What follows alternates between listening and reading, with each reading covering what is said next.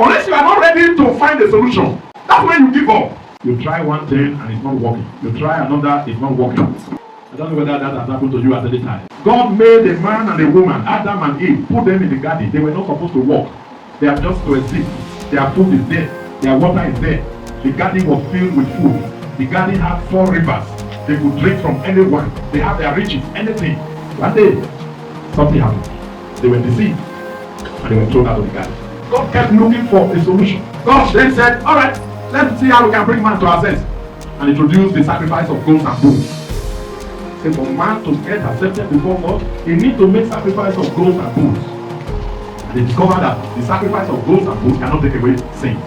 God said, okay, let's see if we give them commandments, maybe they will change.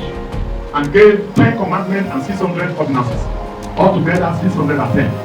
Hoping that when man follows it, they will be able to please God. And man could not follow the commandments. They tried to follow one, they break many others. Then he kept looking for a solution. The people kept disobeying God. To the extent that he said that people of God were thrown into captivity. They were removed from their home and they spent 70 years in Babylon as slaves because of disobedience. Brethren, do you think God will leave you like that? No, now. You have tried one thing and it's not working. You try another, it's not working. Please don't give up. Tell somebody there's a solution. There's always a solution. You may not have got to where the solution is, but there's a solution. Unless you are not ready to find a solution, that's when you give up. That's why the man that is weak, you are weak in finding a solution. Indeed, you are weak. If you are weak on the day of adversity, you are truly weak. If you are weak because you have a problem, you are truly weak. There are people who have a problem, and what do? They begin to see who they can put it on. Mama, they say, which is my village? And then comes beyond this one. You are weak. And when I get up and find a solution, there's a solution. Not the only you get problems. Problems there everywhere.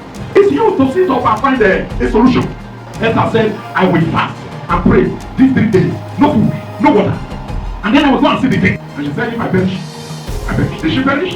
No. God decided to find a solution by sending his only begotten son. God failed.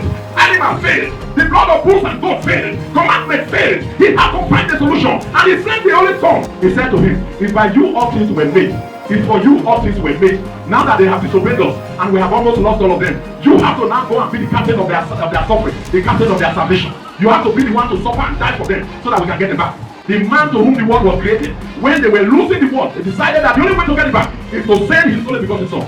John 3:16 said, for God so loved the world and he sent his only begotten son. He didn't send angel, he didn't send animal, he sent his only begotten son. He does not have another one. He sent him to find a solution. That's why the man that is weak, you are weak in finding a solution. Indeed, you are weak.